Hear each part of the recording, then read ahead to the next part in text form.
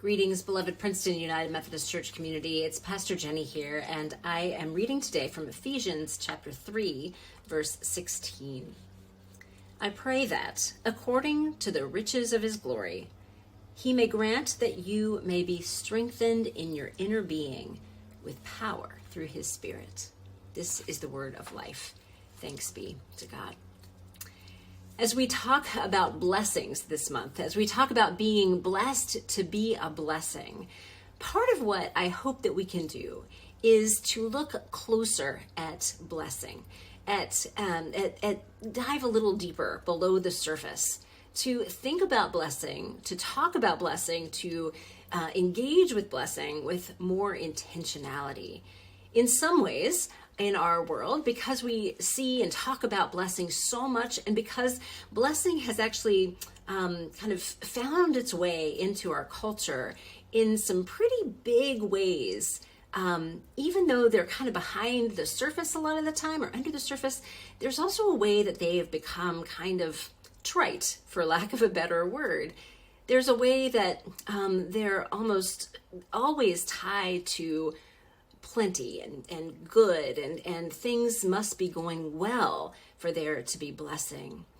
We also know that they are, they kind of, when we talk about being blessed or blessing someone else, sometimes it rolls off the tongue so fast that it's kind of mindless.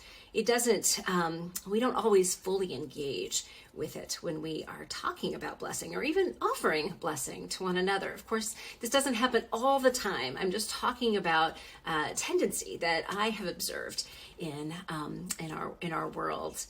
And this week, we want to talk about the power of blessing.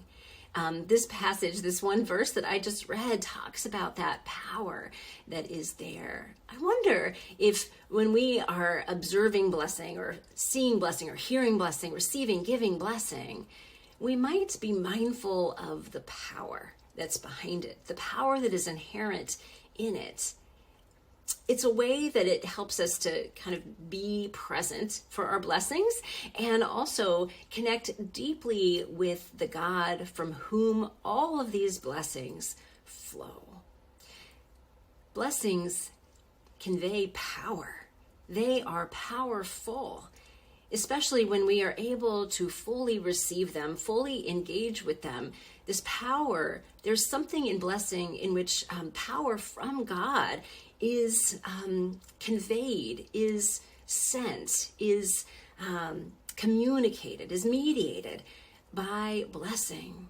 Somehow when we receive a blessing, we are in part receiving the power and goodness of God within that prayer, within that good word, within that action.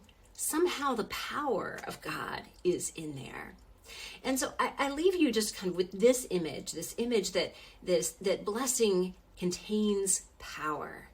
And as you hear the word blessing, as your ears pick up the words, as you find them coming out of your mouth, as you find yourself talking about blessing, even when you say bless you after a sneeze, I wonder if you can sit with that for just a moment and ask, what power is being conveyed here? Where is this bit of God's power and goodness that is being conveyed right here?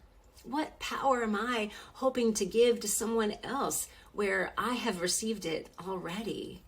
What is the power that is there? Another dimension of this power is that it is a power that links us together. Not only does it is it a gift of God's power and goodness to us, but there's a way that flows through us as we are blessed to be a blessing.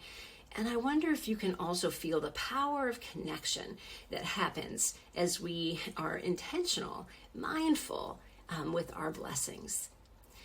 Friends, we have a big Sunday this week. We are bringing some new members into the church, including a confirmand who was unable to be confirmed in the spring. And so we have our big confirmation baptism remembrance celebration, bringing in of newcomers this week. And we also are giving away third grade Bibles during children's time.